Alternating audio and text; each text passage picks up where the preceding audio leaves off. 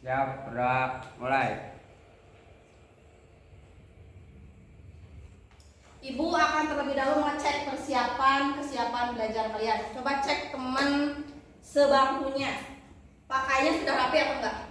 Sudah. Baju sudah dimasukkan? Sudah. Oke. Sudah siap buat belajar? Untuk cek fokus belajar, kita akan simulasi ups and downs. Biar kalian fokusnya itu terlatih ya, karena kita nanti akan mendapatkan materi selanjutnya. Simulasikan ya sama ibu sama Tari ya. Kalian lihat ya. Kalau ibu ups itu kan berarti bahasa Indonesia ke atas ya. Downs itu ke bawah. Kelihatan nggak? Semuanya kelihatan? Nah, kalau ibu bilang ups ya, berarti tangan Tari ke atas. Nah, berarti ibu menang ya. Nah, kalau ibu bilang downs, nah berarti Tari menang. Ibu kan? Kalah. Oke, paham? Paham. Silakan sekarang simulasikan bersama teman sebangku kalian. Fokus. 1, 2, 3. Downs.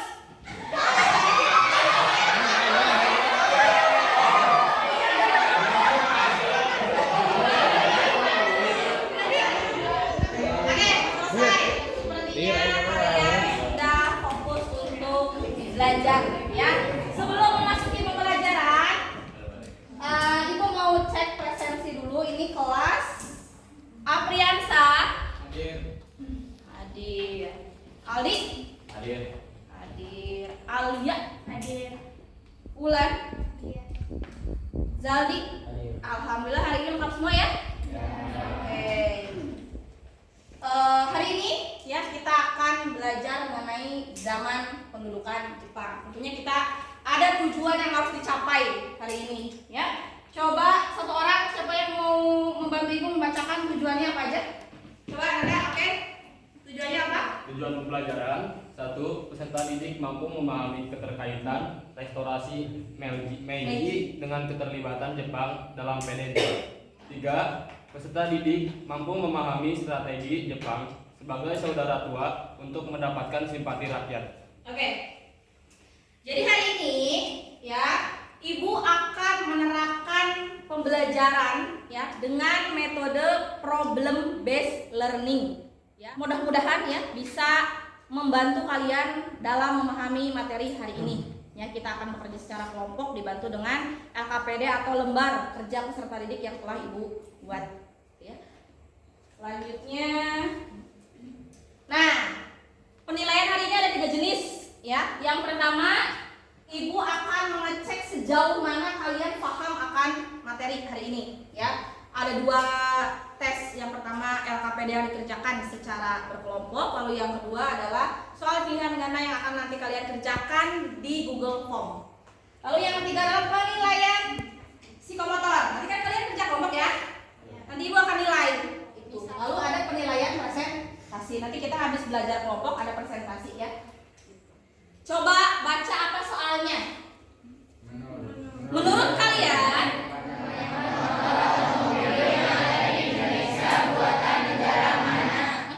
Jepang ya, pabrikannya rata-rata dari negara Jepang. Ya, pernah nggak kalian berpikir kok bisa sih bu Jepang menjadi negara produsen otomotif terbesar? Ya, kita perlu tahu dulu bagaimana sejarahnya Jepang ya sampai dia bisa menjadi negara yang seperti sekarang. Ya, ibu ingin menjelaskan terlebih dahulu ya. Di sini Jepang kenapa bisa masuk ke Indonesia? Ada beberapa hal yang ibu jelaskan secara singkat karena nanti secara menyeluruhnya akan kalian kerjakan di kegiatan kerja kelompok ya.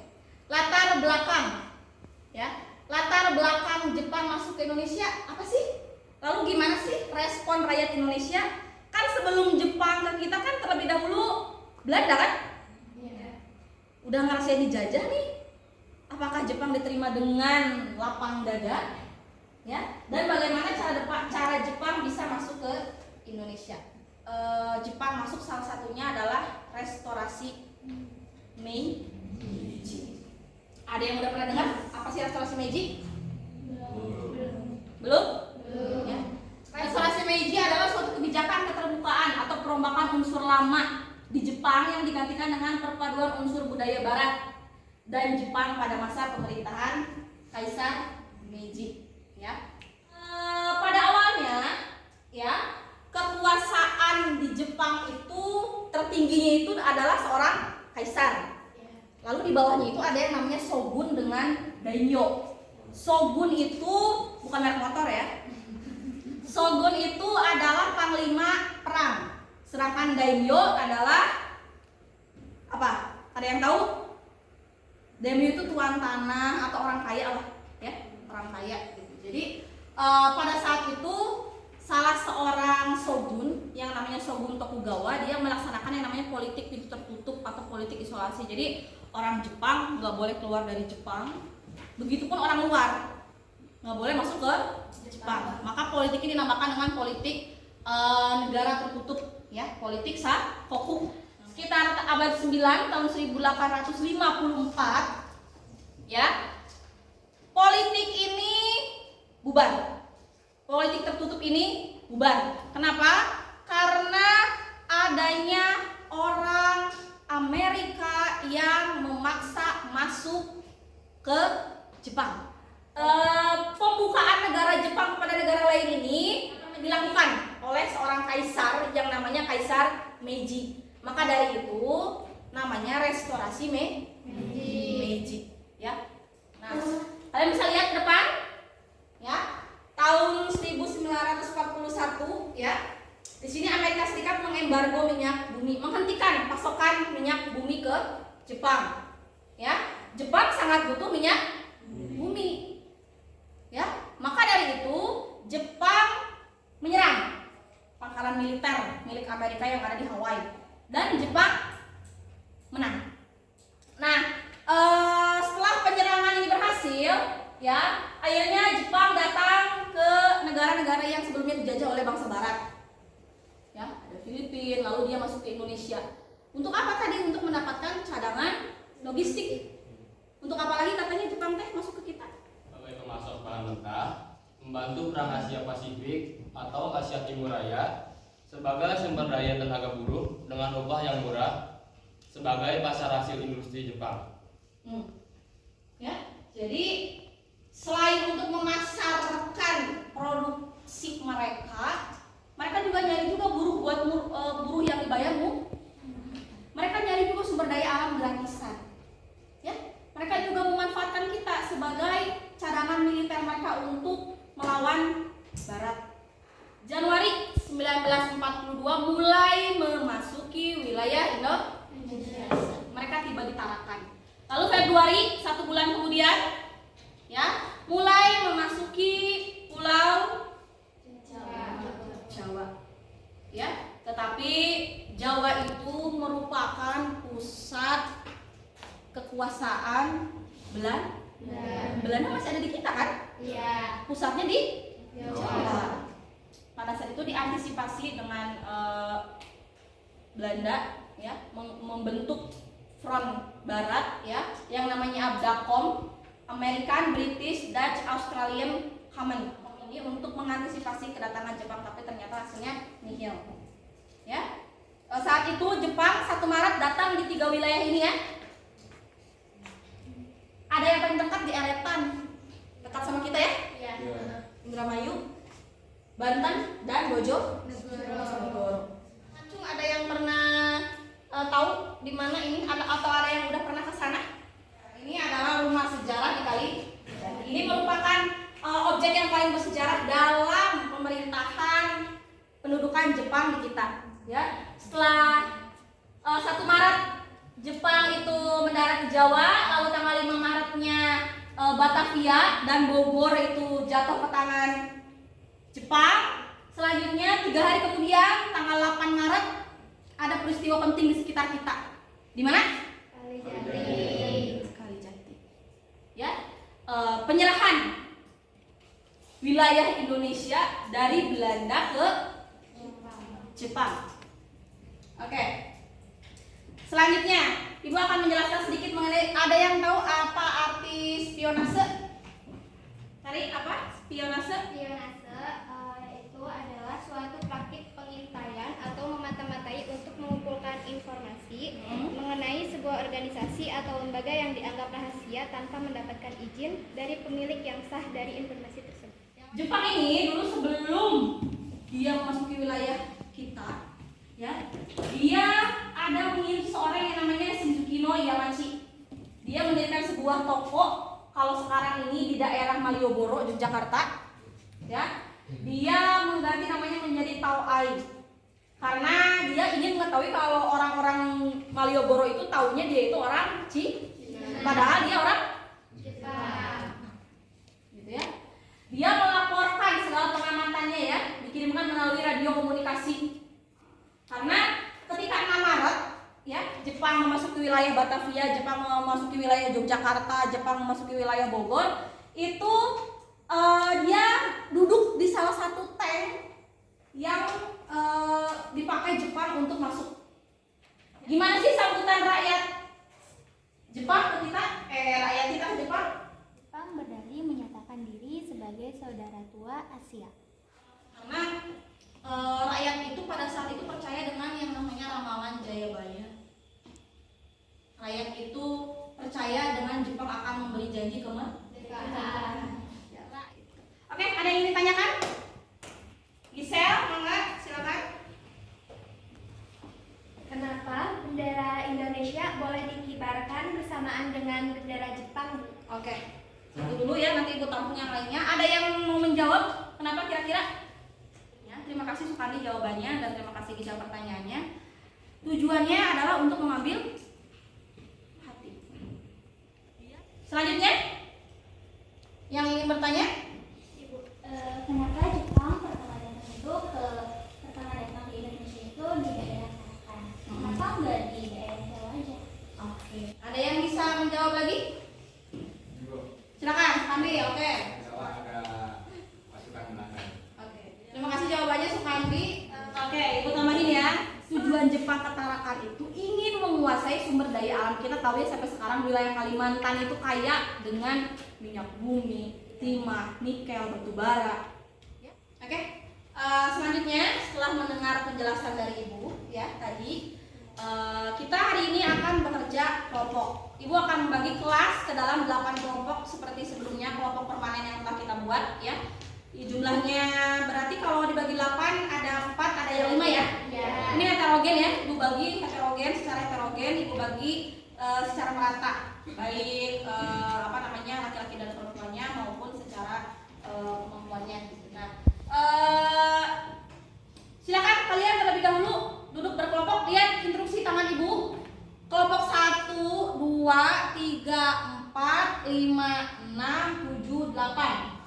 Selanjutnya pembelajaran kali ini kalian akan mengerjakan ini lembar kerja peserta didik. Di sini ada soal, ya. Satu kelompok itu ada soal yang harus dikerjakan oleh satu kelompok. Nanti ibu akan bagi. Lalu kalian akan mendapatkan bahan ajar. Bahan ajarnya ibu integrasikan dengan TIPEK ya atau teknologi ya dalam pembelajaran sejarah. Ibu sudah mengirimkan link ke grup kelas kalian bahan ajar. Sudah ada? Sudah ada, oke. Dibuka dulu. Jadi kalian menjawab ini berdasarkan pertama penjelasan dari ibu, ya. Kedua berdasarkan bahan ajar yang sudah ibu bagikan, ya. Yang ketiga berdasarkan buku paket atau literatur internet lain yang kalian pakai. Dengan catatan setiap kalian mengambil jawaban atau dari internet, kalian harus mencatat sumbernya itu dari mana, jelas atau enggak. Paham ya? Nah, kelompok 1 mana? Kelompok 2 7 8. Oke. Ya, waktunya 40 menit. Nanti habis ini kita presentasi. Ya.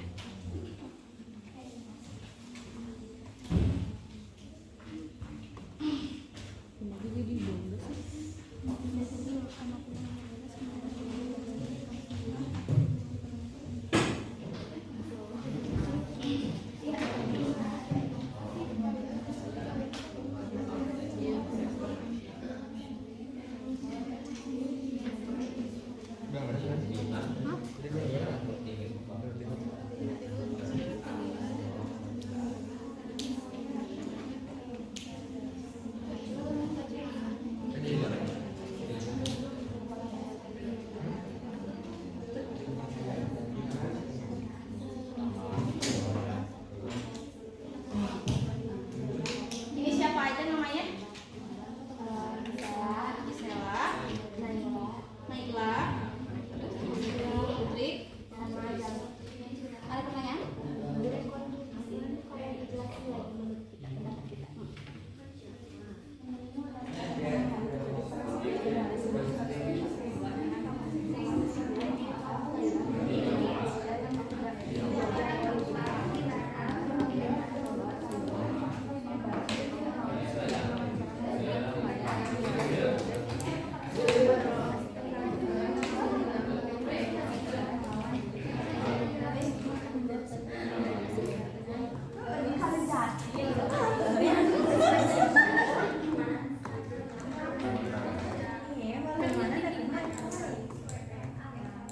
Terutama yang di Kalimantan.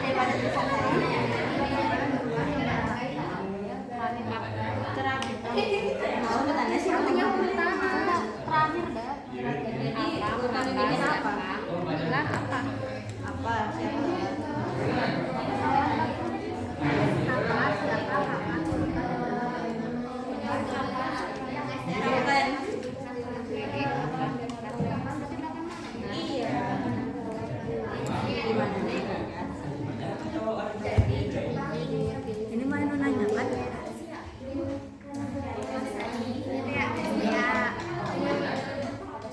10 menit lagi pengerjaan.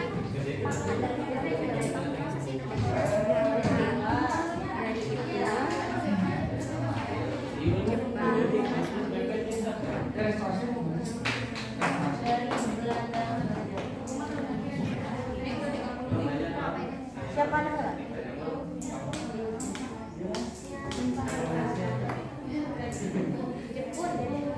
Japanese. Negara Belanda terus gubernurnya bawa.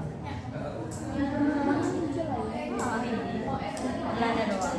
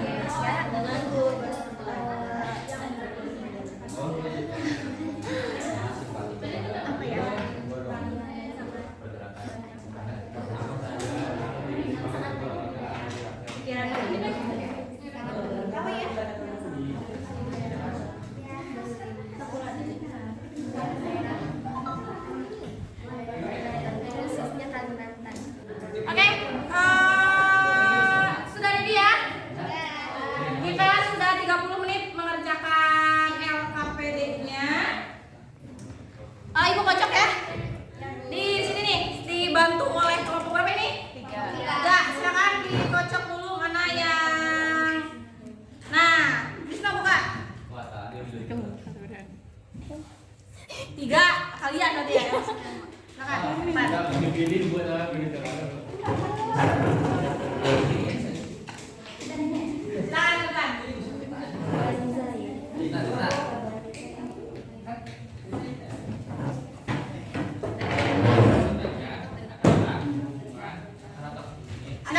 Yang lainnya tolong perhatikan dulu, kita sudah beres mengerjakan LKPD. Tolong siapkan pertanyaan jika ada yang ingin bertanya, tapi karena kita terbatas waktu ya, jadi satu kelompok maksimal 2 aja lah yang nanya, maksimal. Maksimal. Kan maksimal aku bilang. Silakan. Assalamualaikum warahmatullahi wabarakatuh. Waalaikumsalam warahmatullahi wabarakatuh.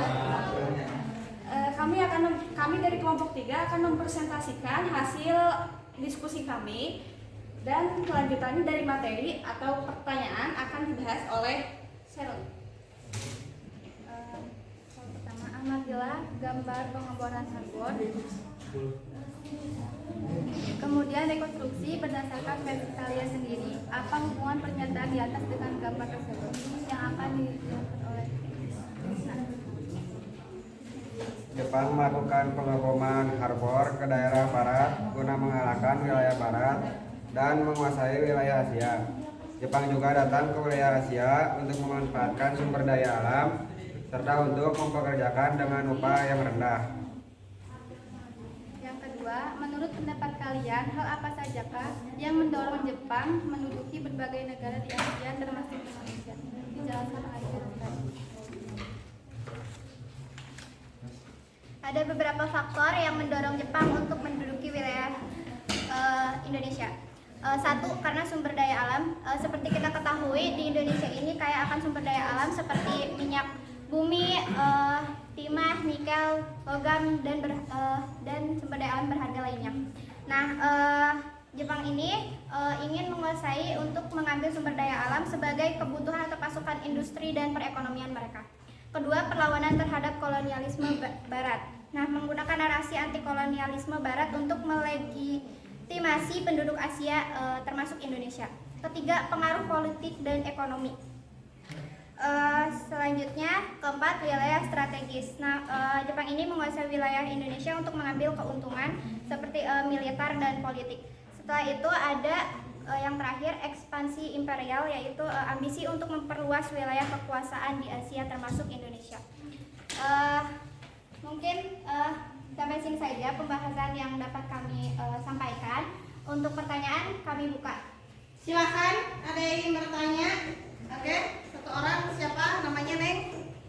Saya dari kelompok 4 Nurjana, mau ingin bertanya, legitimasi itu apa sih? Legitimasi itu apa sih? Baik, izin menjawab. Legitimasi adalah penerimaan dan pengakuan atas kewenangan yang diberikan oleh masyarakat kepada pimpinan yang telah diberikan kekuasaan. Cukup? Paham ya? Oke, silakan ditutup. Baik, terima kasih atas perhatiannya. Mohon maaf apabila ada kekurangan dan kesalahan. Wassalamualaikum warahmatullahi wabarakatuh. Waalaikumsalam. Jadi feodalis ini sistem pemerintahan yang lebih yang punya modal. Golongan bangsawan tadi seperti disebutin daimyo kan? Gitu. Atau shogun yang punya kekuasaan dalam bidang militer. Untuk sesi presentasi alhamdulillah sudah semua ya. Sekarang memasuki sesi evaluasi ya. Ibu akan kirimkan soal Google Form ke grup kelas kalian. Silakan kalian isi, waktunya hanya 10 menit.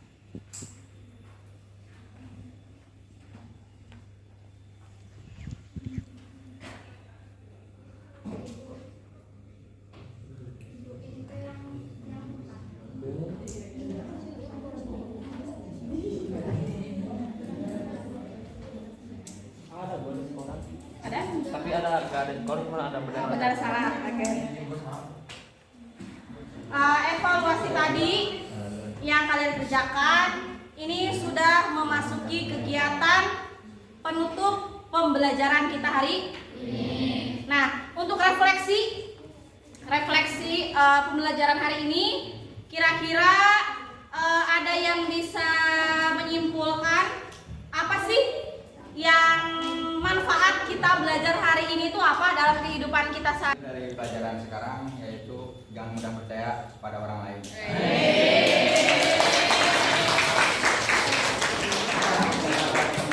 Oke, siapa satu lagi, Neng?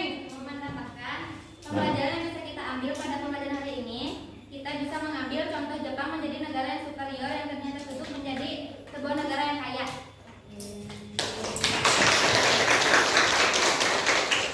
Jadi setelah kalian tadi belajar kurang lebih selama 2 jam pelajaran ya, 2 kali 45 menit.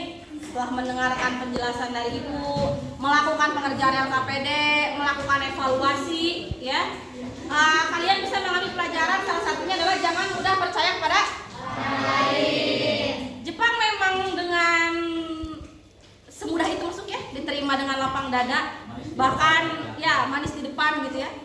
Jangan mudah percaya dengan orang lain. Lalu yang selanjutnya tadi kita bisa mencontoh juga Jepang. Dari yang tadinya tertutup, nggak punya apa-apa, nggak bisa apa-apa, hingga bisa menjadi negara yang bisa menguasai dunia. Sampai dengan sekarang, ya, bisa kita hubungkan benang merahnya, ya, Jepang menjadi negara yang superior dalam hal industri otomotif. Padahal dulunya ya, tahu sendiri kan yang tadi ibu jelasin, Jepang tertutup dari segi pendidikan, ekonomi, sosial, budaya gitu ya. Jepang merupakan negara yang tertinggal. Jadi pembelajaran hari ini mudah-mudahan materinya bisa sampai ke kalian. Nyampe nggak materinya? Ngerti nggak? Oke. Tugas selanjutnya tadi LKPD yang kalian buat itu harus dipindahkan ke Canva. Kalian bikin infografis, nanti dikumpulkan di pertemuan selanjutnya. Ya, sudah dalam bentuk infografis. Jadi LKPD-nya nanti dinilai dulu oleh ibu ya. Setelah beres jam ini, nanti ibu bagikan lagi, kalian buat infografis. Ya. Ada pertanyaan dulu dari kalian ke ibu? Tidak ada. Minggu depan kita belajar seperti biasa ya. Untuk pembelajaran hari ini jika tidak ada yang ditanyakan bisa ditutup kembali oleh KM. Silakan KM. Mengakhiri pembelajaran hari ini, kita mulai.